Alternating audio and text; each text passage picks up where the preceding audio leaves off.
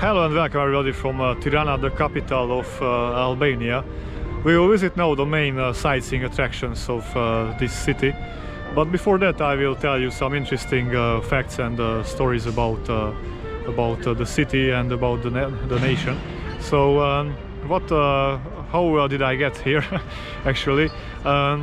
What should you know? It's that there's no COVID restrictions, so you don't need any PCR test or vaccination certificate. The country is open for everybody.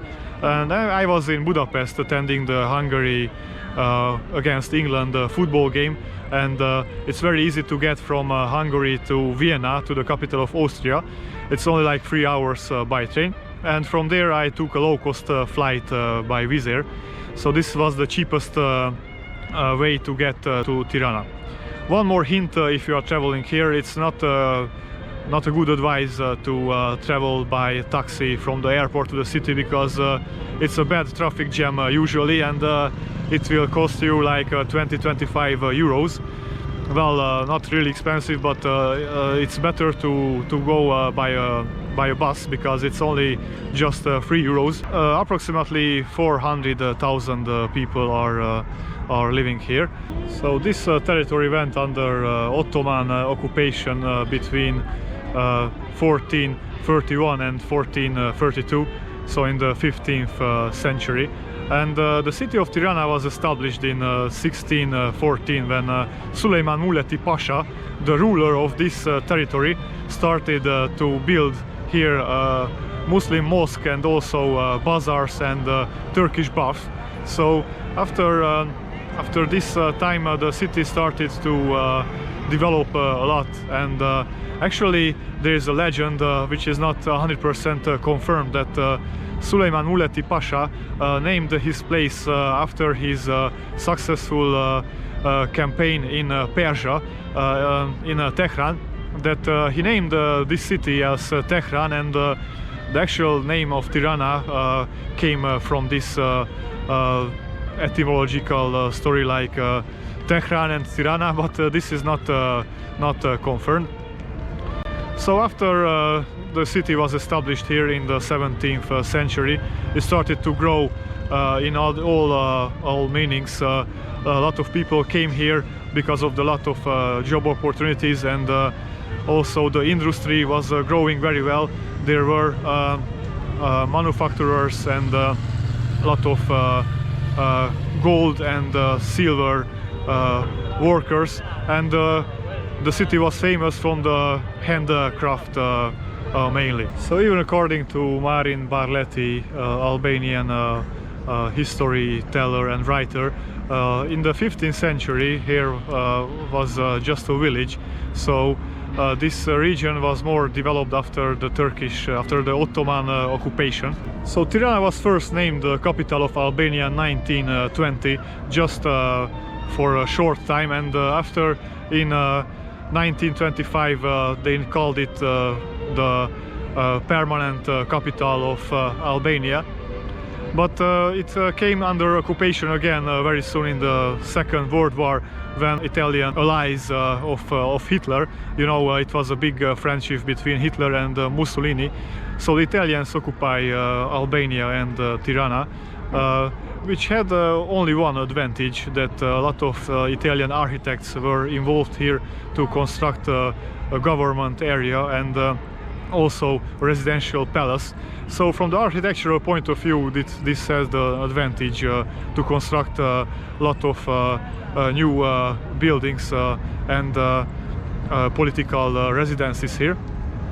And in 1944, actually in September of 1944, the Albanian partisans were kicking out the Italians and Germans, the fascists, from this place, and they conquered back their country. But in the meanwhile, well, that happened in November, so it took like a month to do that. Well, already before that, you know, it was also like a Soviet support for these Albanian partisans, and they formed the Communist Party, Communist Labour Party of Albania. And because of this reason, after the liberation of Tirana and Albania, the Communist Party took over this place, and Albania became then a communist state. In the beginning they had a very strong relationship with the Soviet Union, so what happened in this period, they had a lot of help for their economical growth, but the dictator, the ruler of Albania, who was Enver Hoxha, was a very strict and very big fan of Stalin. So this was called Stalinism, which is like a personal cult, in the meaning that the dictator is the supreme leader of the country, and after the death of Stalin in 1953, Khrushchev came as a ruler of the Soviet Union, and he was against of this big personal culture, and because of this reason Enver Hoxha got in conflict with the Soviet Union, and I will tell you more about this later. So what happened, Albania and the Soviet Union broke up, and Hoxha was still believing that only Stalinism is the best way of the communism, and from this reason it was a complete policy of isolation, which is also called isolationism.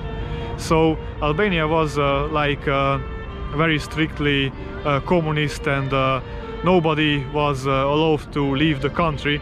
There were big consequences for people who tried to escape from the country. They were sent to concentration camps, because there were also a lot of labor camps and concentration camps, and also a lot of political prisons.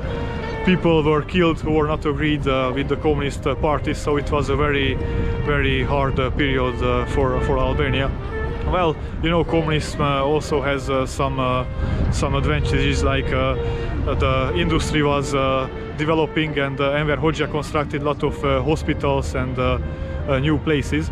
Because of this isolation, the country was very underdeveloped, and after the fall of the communism, it was the third poorest country of the world. This is how you can imagine. And behind me you can see the statue of Skanderbeg, but before that it was a gold bronze statue of this dictator Enver Hoxha, which was destroyed in 1991 by the revolutionaries. So this is the statue of Skanderbeg, national hero of Albania. He was the hero of the resistance against the Ottoman armies, but as I said later, Albania was occupied by the Ottoman armies in the 15th century. This place was the statue of Enver Hoxha, the dictator. And this is the main square of Tirana, the Skanderbeg square, the same name as the statue, named after the national hero of Albania. So this is like a main meeting point between the locals, because also a lot of pubs and terraces are in the nearby.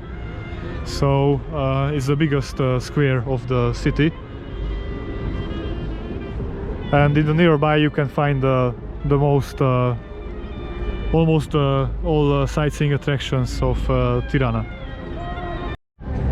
In the communist era also a big Stalin statue was here, which was of course also removed after the fall of the communism. Well, a very weird thing just happened. Like a 50 years old Albanian man approached me that he would like to practice English, and if we would take a walk together, and he wanted to show me around, so I found that very strange. Maybe it's normal here, it's like a sign of hospitality, very friendly, but well, I don't trust strangers that easy, so I just politely refused, and also told him that I'm working now on this travel film to make a YouTube video for the tourists who are trying to plan a new trip to Tirana, and might consider some useful information from this vlog. So he was very patient with me. He said, okay, just take your vlog, take your recordings, and after we can go for the walk. I told him, oh no, thank you, I'm really busy now, so I couldn't come with you. So he was insisting really, This was a little bit strange. Maybe it's nothing bad, but as I said, I don't trust strangers that easy to just go for a walk somewhere. And that's also my advice. If you travel somewhere abroad and you don't know the local culture, it might be just a sign of being friendly, but you can never know what will happen. So it's better to take care and take it easy. It's also in the main square, just right from the Skanderbeg statue, the Palace of Culture. Very communist style building. Constructions began in 1960 and it was financed by the people of the Soviet Union. And it's interesting that the constructions were finished 6 years later, in 1966, and in 1961 Albania already broke up with the Soviet Union. As I mentioned, Enver Hoxha and Khrushchev were not agreeing in the politics. It's also next to the main square the National History Museum, which has a lot of exhibitions, so you can find everything starting from the early Paleolithical ages until the 21st century. So really from the very early beginnings of the history of this territory, this neighborhood. And the main attractions is a mosaic from the 4th century, which is called the Beauty of Durres. Well, now I will not enter the museum because I also already made some research about local history, and it doesn't fit to my schedule because I have only 2.5 days here in Tirana. So as you can see, that also has a very communist style. This building, communist architecture. But if you're interested, I really recommend because it has a lot of details about Albanian history. So what we can see here is the Hajji Et'hem Mosque, and this is the only still existing mosque out of the 8 mosques which were built in Tirana in the 18th, 19th century. So construction was started in 1791 by Molla Bey, and it was finished by his son in 1819, Hajji Et'hem Bey. So the mosque was named after Hajji Et'hem Bey. And another interesting fact is that this Hajji Et'hem Bey is the grandson of Suleiman Pasha, who established the city of Tirana, as I mentioned before. During the dictatorship of Enver Hoxha, all the religions were banned, and also this mosque was closed. But on 18th January of 1991, 10,000 people gathered to the square, and despite the authorities, the communist authorities, they entered to this mosque and opened the mosque. They were carrying flags. So this was a main milestone of the fight against the communism era, and also a big step in this revolution.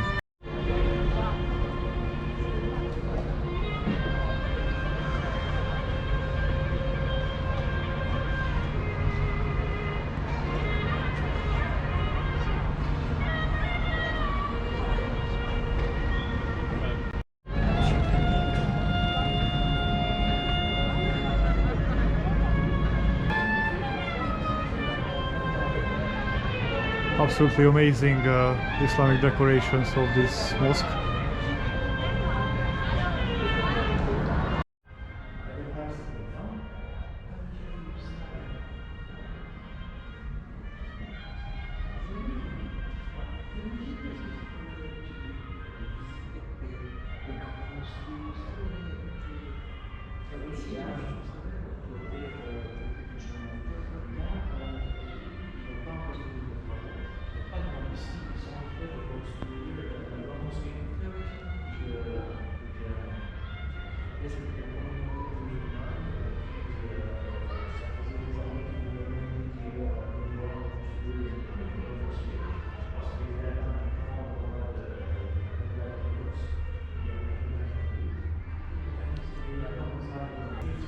This is the Holy Quran.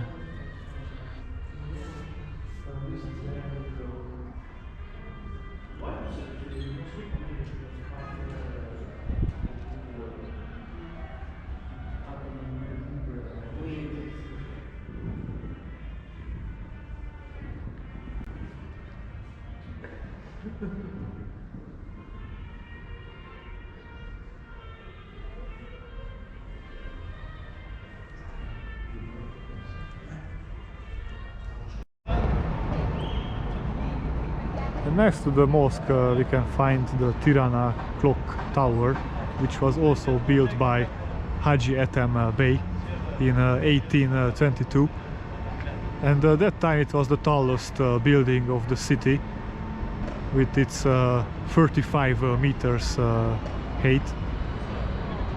It has 90 stairs to climb to the top. It was last renovated in 2016, and usually tourists visit this tower to have a nice view of the city. It's not an easy climb, these 90 stairs. It's very narrow.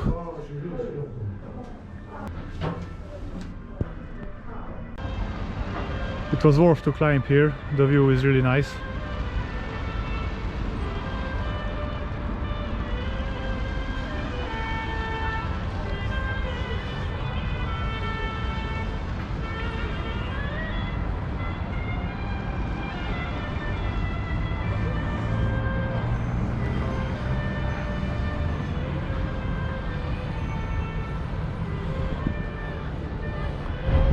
It was funny that I googled, it cost 100 lek to enter here. At the entrance was nobody at the beginning, and after a woman show up, and I think she also said that it's 100 lek the entrance fee, and I had only one banknote of 1000 because I just withdraw cash from the ATM, and she was searching for the change, and she didn't find, only just 800, and then she said, okay, it's 200. I was okay. Didn't just say that it's 100 the entrance fee. Well, it's not a big deal, because 100 lek, it's like 89 cents, so it's not expensive, but it was funny. I was wondering about it.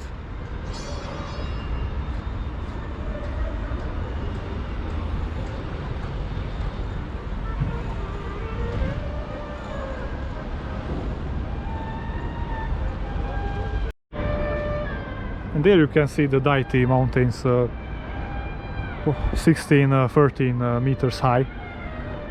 Tirana lays on the feet of these very nice mountains. Well, they look very rocky, so I don't know if there is any hiking trail to really climb to the top of the mountain, but I am sure that the view is amazing, even from here also.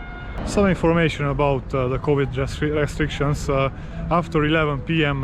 There is a lockdown, so you cannot go out until 5 a.m.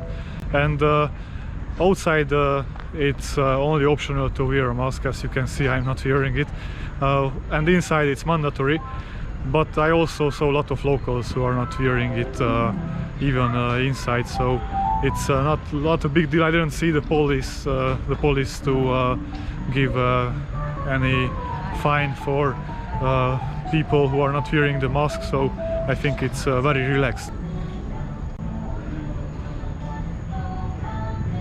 The next attraction which we'll check is the Orthodox Cathedral of the Resurrection of Jesus Christ. So this was built in 2012 in a neo-Byzantine style. It's a very beautiful cathedral.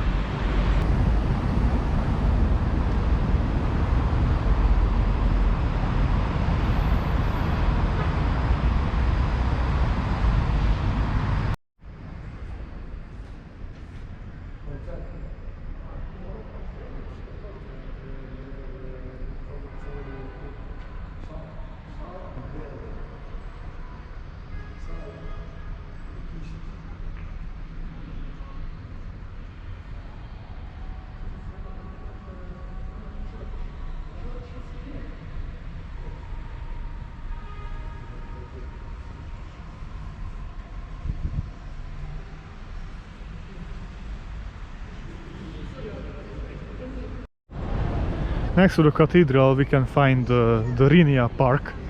Well, it's just a simple park with a casino and some playing ground for children.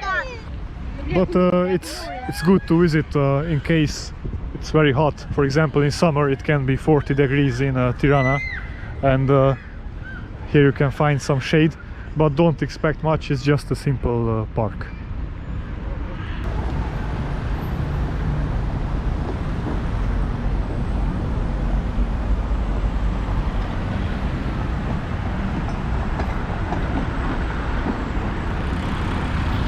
We are now at the villa of Enver Hoxha, the dictator of Albania. It's a very strange fact that the communist leaders of the Communist Party of Albania constructed here a separate quartier for the leaders.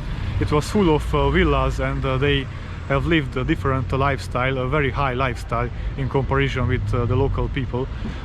It was completely isolated from the public. Nobody could enter from outside, and they had all kind of luxury stuff which was forbidden for the other people, forbidden or unreachable, like even Coca-Cola and everything else. They were listening to the music of the Western culture, which was also forbidden for the other people. So it was a completely different communism. When this quartier, the bloku, which is called the bloku, it was not a creative name, which is actually just means the block. So yeah, when in 1991, after the fall of the communism, the bloku was opened for the public, they were amazed and surprised how luxurious the life was here inside of this quartier, and how many villas their communist leaders had. I have prepared a different vlog for the life of Enver Hoxha and about the communist history of Albania, so that will be posted soon. I hope that you will enjoy it.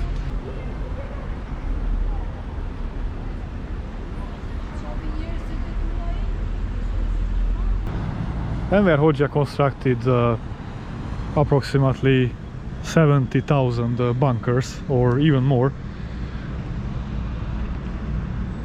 He was frightening the people of Albania that foreign invasion can be expected, and that's why they should build a lot of bunkers. So I was just walking near a park, and I found this bunker very random way, but there are a lot of bunkers in Albania, so you can find them everywhere.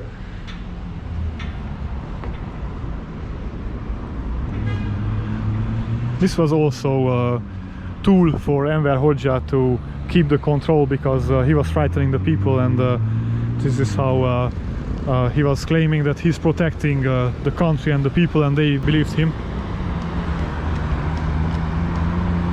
So it's very interesting that you can find all of these bunkers everywhere. They were supposed to accommodate 1-2 people in case of atomic attack, or in case of an invasion.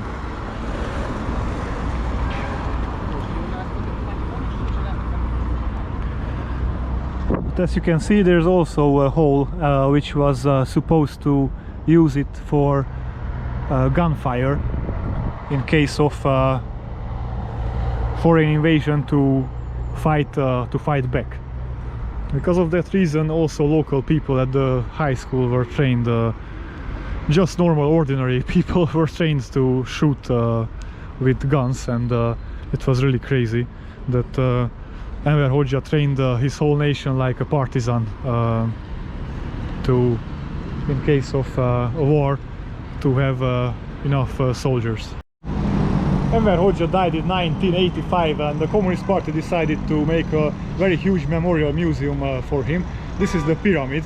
It's a very huge building, and it was completed in 1987. Unfortunately, now we cannot approach it from closer range. I could just use my height to see a little bit from outside this building. So after the fall of the communism, of course, they didn't want any memorial for Enver Hoxha. So what happened? It was a big discussion. Should they destroy all the building, or what should they do? That some opinions said that it's better to keep it not as a museum of the dictator, but as a museum of that communist period. So as you can see currently, there is construction and renovation, so there are some very nice plans what to do with it, and we will see maybe some years later how it will be used.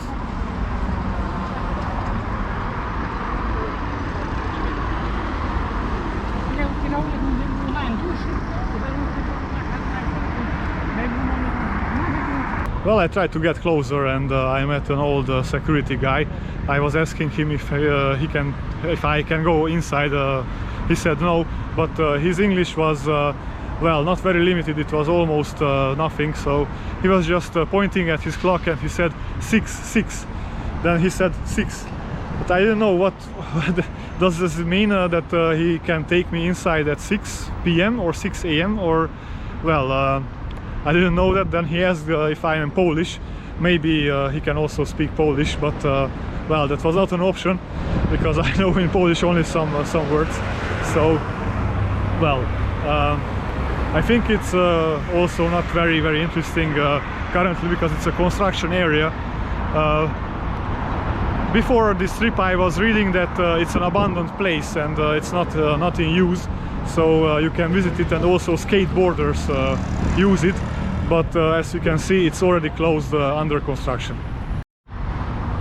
Regia, the cloud pavilion, this is the name of this piece of art created by the Japanese architect Su Fujimoto in 2013.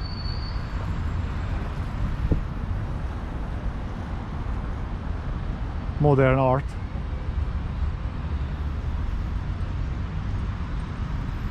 For sure. Well, I never saw such a thing.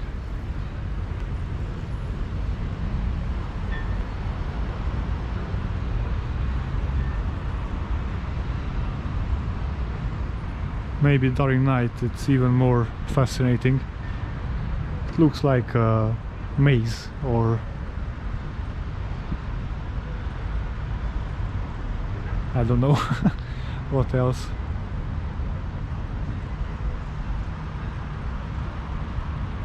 A cage maybe, but it has an exit and an entrance, so it's not.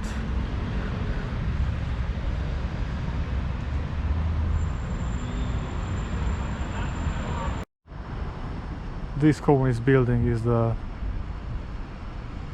National Gallery, very old building as you can see from the communist era. And in the backyard of the National Gallery we can find some old communist sculptures. Even Uncle Stalin is here. There's Lenin. So the communist statues of the city were removed and removed from the city, and they didn't destroy it, just put it here in this hidden place. There you can also find a statue of a soldier. That might be also, I think, might be a girl.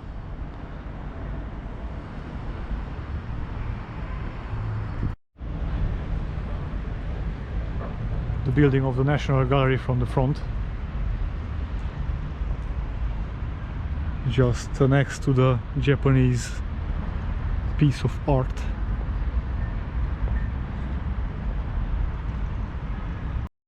So this is the Toptani Street, the Ruga Toptani.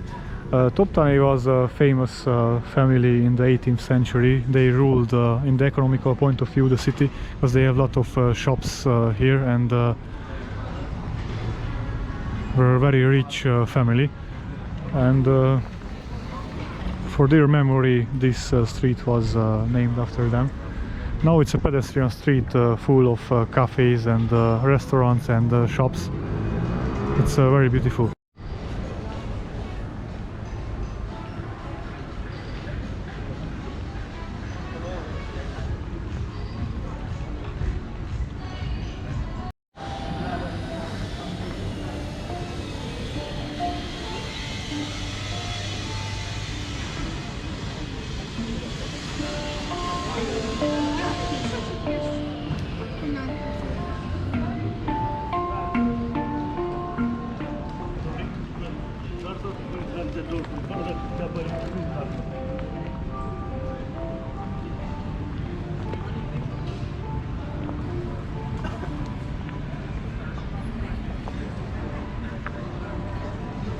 At the end of the Toptani Street I was really surprised because I saw that there is a Tirana Castle, and you know, I always do my research before I travel.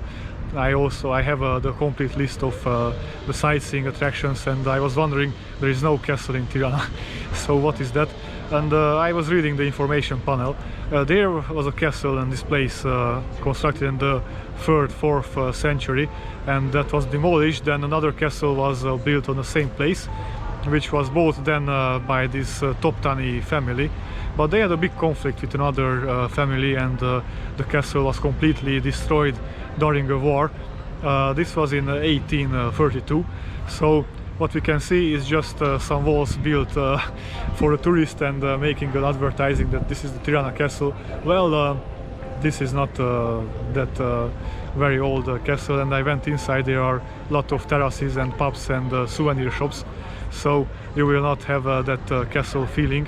But if you're interested about dining and shopping, then you can also take a look at this castle, but it's actually not a castle.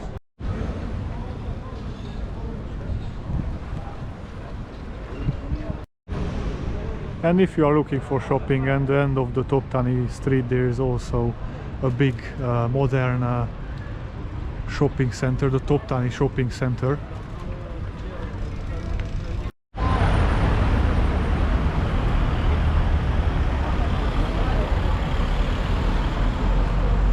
We will visit a very interesting sightseeing location of the Albanian capital.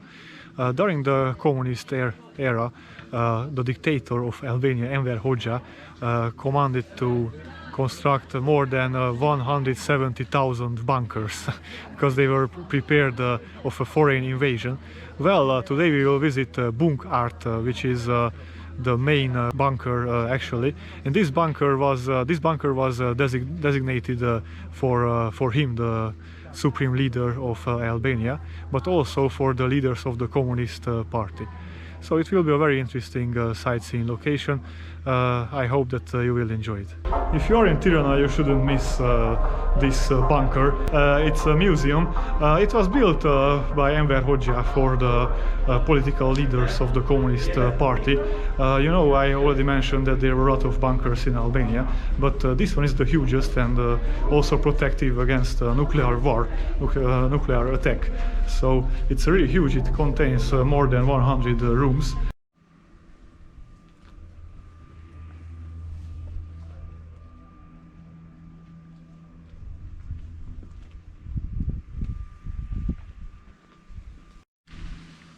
So I arrived at the main entrance. The girl who was selling the tickets told me that inside is 16 degrees, well, outside is 31, so it will be a big temperature difference, but it will be fine. Enver Hoxha's room.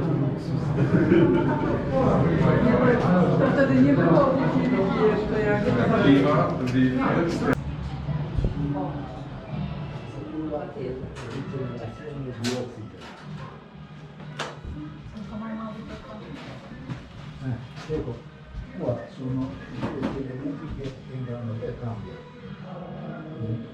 Aveva un spray e dolfanca. Kijk, zijn zit centrale, dus is het niet ver. Još makin škrimi. Tukaj sam sekretarija, ona ne vidi su čuvane telefon.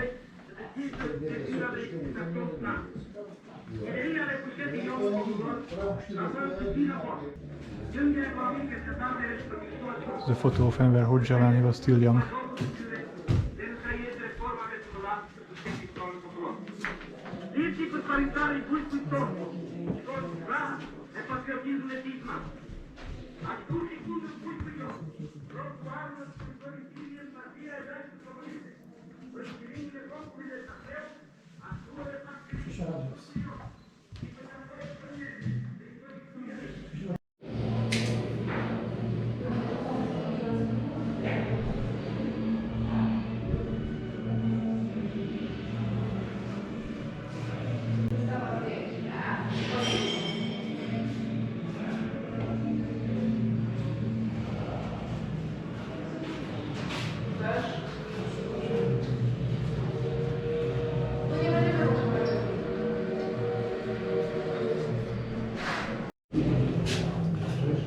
Here we can also find the photo of Enver Hoxha because he took part from the National Liberation Resistance, which was established in 1942, 16 September, the National Liberation Council.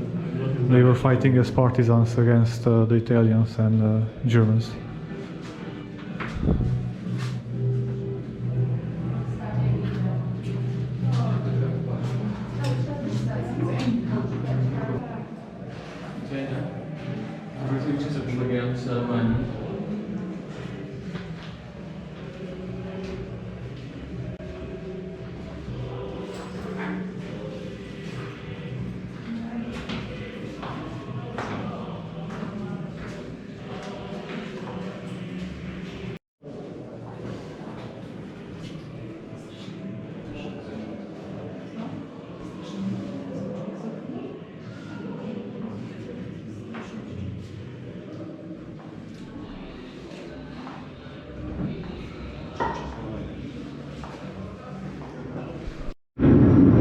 Here we can see the original wreckages of an aircraft, an American aircraft, which unfortunately crashed because of the bad weather, and unfortunately nobody died, and the Albanians helped them to hide and to not meet the Germans. And also interesting fact is that they dismantled this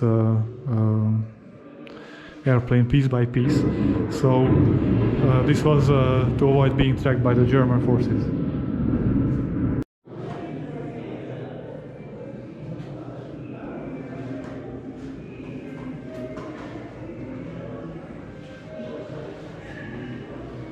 This was some kind of communication room with telephones and telegraph.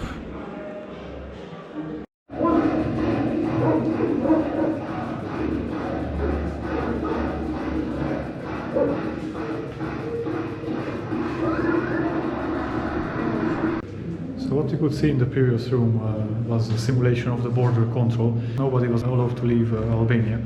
So what was happening? These lights were activated when somebody tried to cross the border, and the guards were allowed to shoot everybody on sight.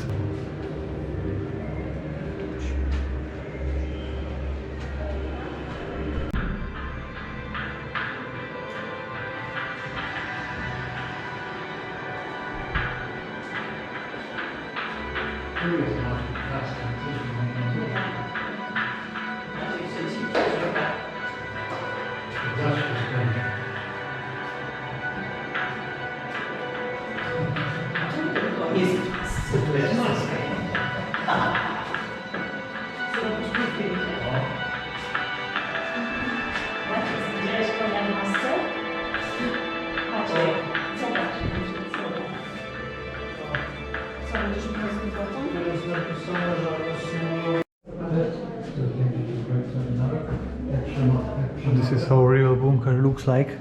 Very safe doors.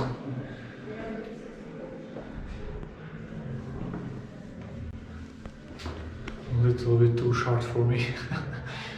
I'm too tall for this bunker.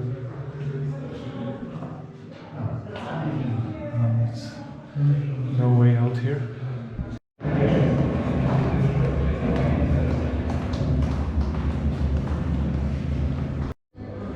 Well, I should correct myself, because somehow I remember that above 70,000 bunkers were built, but actually 173,000 bunkers were built in Albania, but they planned more, 221,000 bunkers. And here we can see some photos of the bunkers of Albania. It's really interesting to see these old ruins from the communist era.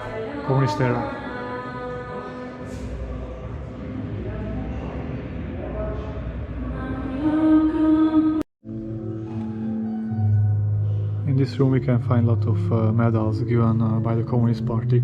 This one is for the mother heroine, the hero mother. This medal was given to mothers who born more children for Albania.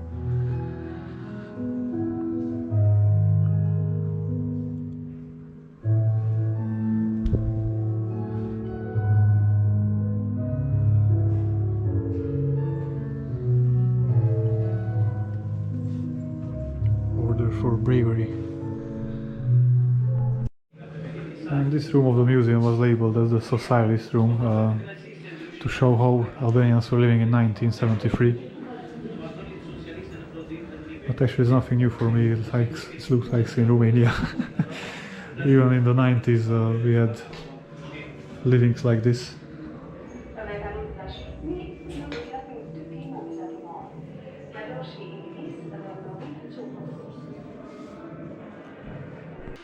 This is a piece of art made by Nicola Gienco in 2019. The Promenade. This is a title which he gave it to it.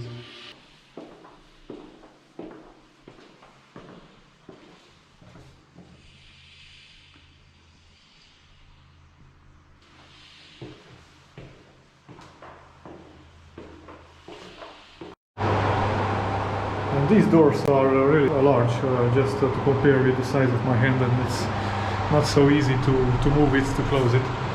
This bunker was really prepared for a nuclear war.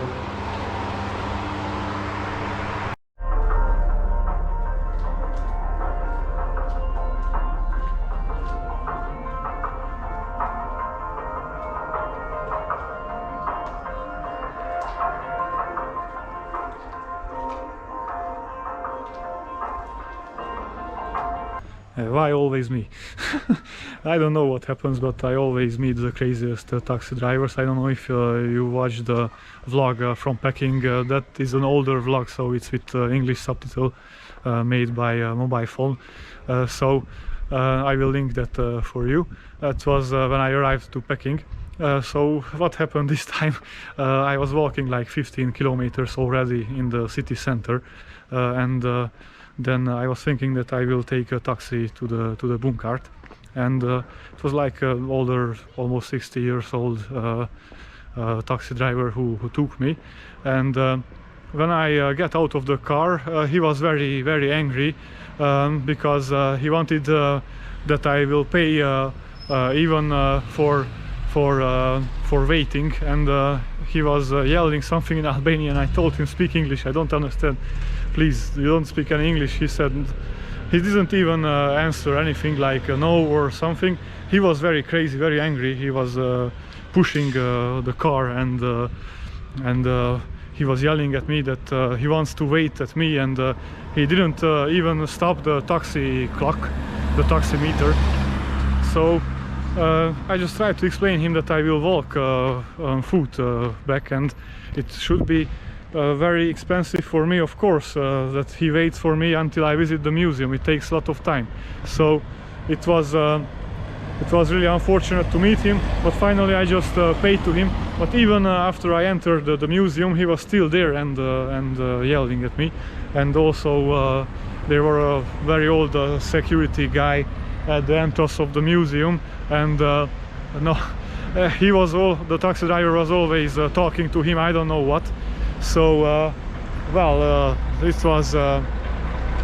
it was really crazy to meet his guy, and it's very unfortunate that I always meet a crazy taxi driver, like in India, in Bangalore, when the tuk-tuk driver was almost chasing me, coming after me to pay him more. This Albanian taxi driver wanted the same, that I pay him more, but I just paid how much the drive cost. So yeah, I also left some tip, well, not so much, but that's it. Why he didn't wait for another tourist coming out from the museum, from the bunker museum, so he could find another customer, but instead of that he was really crazy with me. I would like to give you one more hint about Tirana, because I was misled. When I read on the internet some travel tips about Tirana, I read that you can pay almost everywhere by card, but this is very, very not true. I was walking a lot, and I was also staying at some cafes and bars, and of course I had food. So mainly these restaurants, and also this bunker museum doesn't accept card, only cash, so you need to withdraw some cash from the ATM, which I usually like to avoid because they have some commission, and also my bank back at home charge me some commission, so it's not the best to withdraw cash abroad, but that's it. So that's my hint. But you can also bring some euros, which is also accepted at many places. Well, not everywhere, so also be prepared to have some Albanian lek with you, which is the local currency.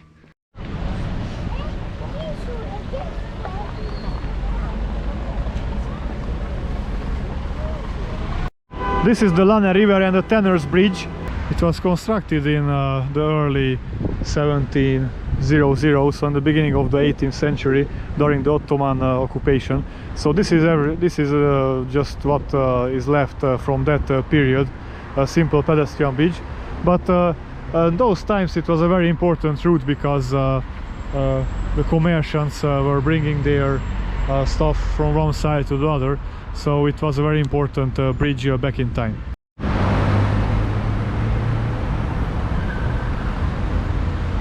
I would like to give you one more travel hint when you come to Tirana. As I mentioned before, a lot of places don't accept card payment, so you need cash. And because of that, I tried several ATMs, several banks to withdraw cash, and almost all of them wanted to charge me like 4 euros, which I think it's very much. It's not like being cheap or something, but from that money you can drink something or enter in a museum, so it's really not worth to pay so much for that. So the only ATM which doesn't charge anything special is the Credins bank, so I didn't see that it charged something. I tried OTP, Raiffeisen, Bank Tirana, Bank Union, and all of them wanted to charge me at least 3 euros, and I think Raiffeisen was the most expensive. It was like 800 lek for a card, for a cash withdrawal. So of course I didn't withdraw from them, and I think it's better to save money with that.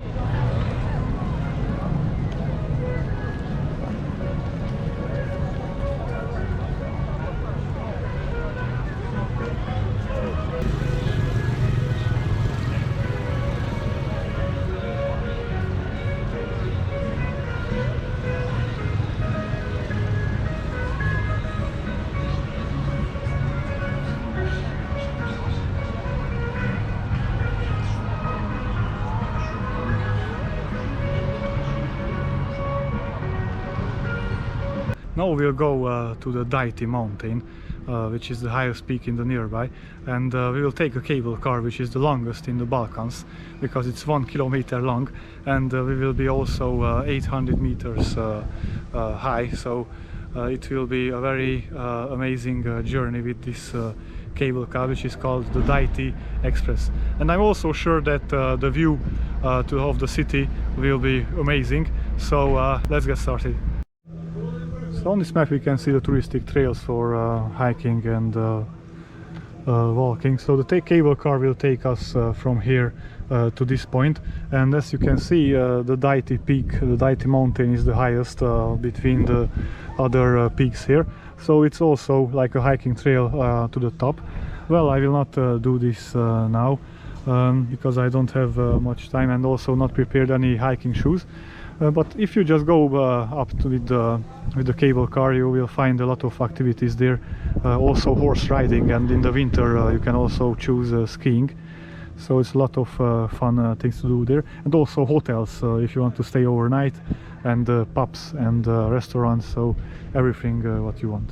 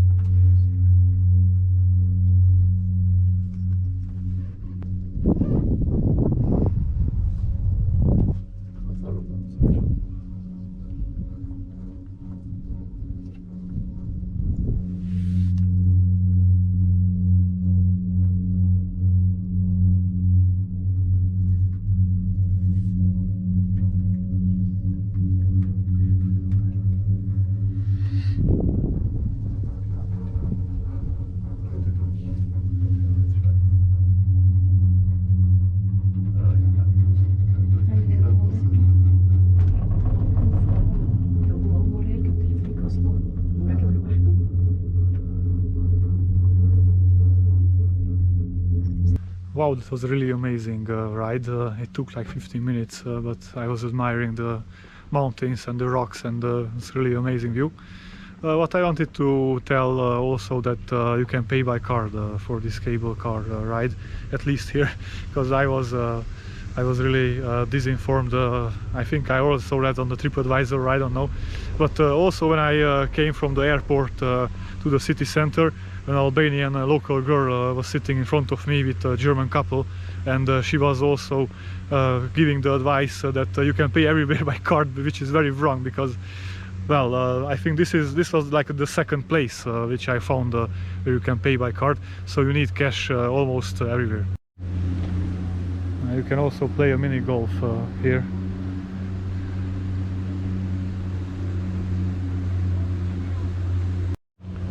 As you can see, here are a lot of activities, also an adventure park and kids playground, rooftop lounges and reception and rooftop hotels.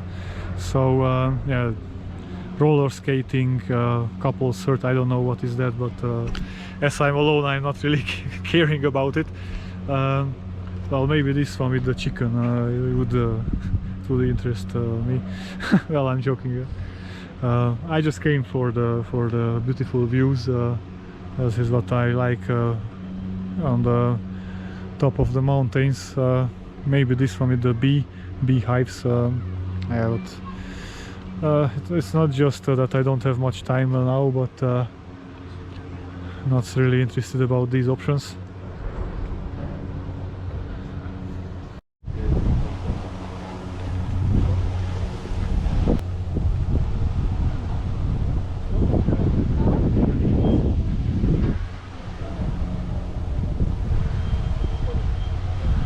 This view is really amazing.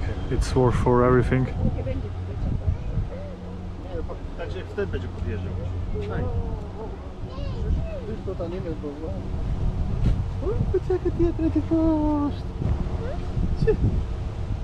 Ja. Ja, tie.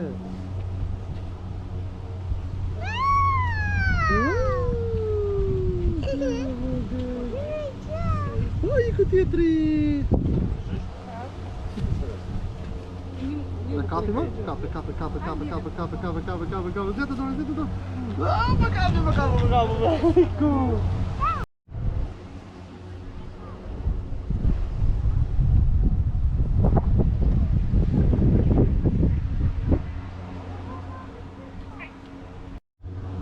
Okay, this is the couple's heart. The usual thing with the lockers. It's amazing thing. Okay, enough of sarcasm, dude.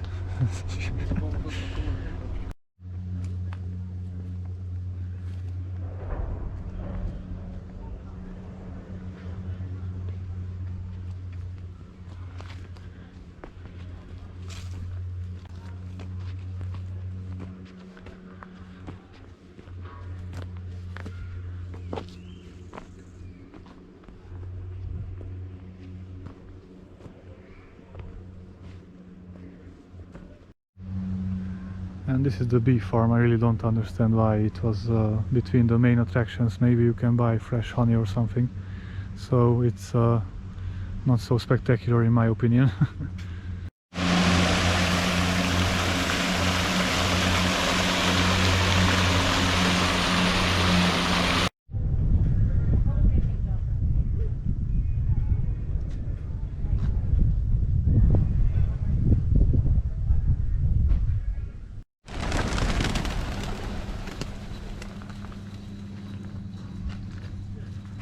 I think I found the chicken coop, but I don't see any chicken, only pigeons. So maybe it's a pigeon farm. It's a fake chicken coop.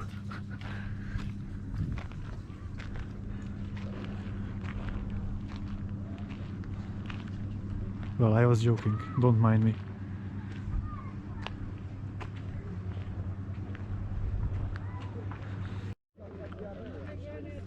So as I mentioned in the beginning of the vlog, there is also horse riding activity here. I didn't check the prices, but it looks like very chill. Lot of horses here.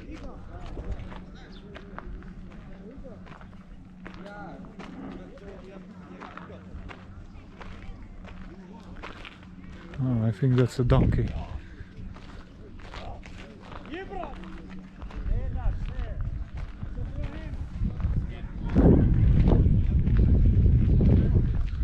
Can also shoot if you want.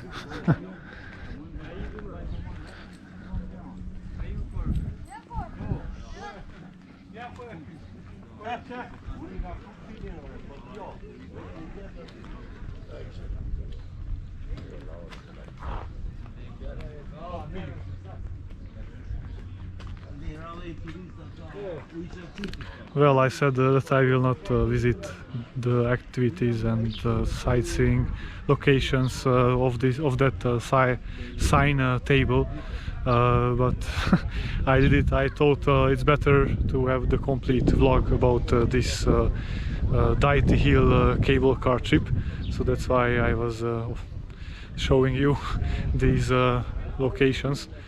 I think the absolute highlight was the chicken coop. No, I'm joking. Well, it's a very nice view. I think because of that it's very advisable to travel here and to come up, and it's not very expensive. It's 1000 Albanese lek. So this was the complete city tour, the whole sightseeing trip in the capital of Albania, Tirana. I hope that you enjoyed it, and if that's so, then please subscribe to my channel if you didn't do it yet. Have a nice day and goodbye.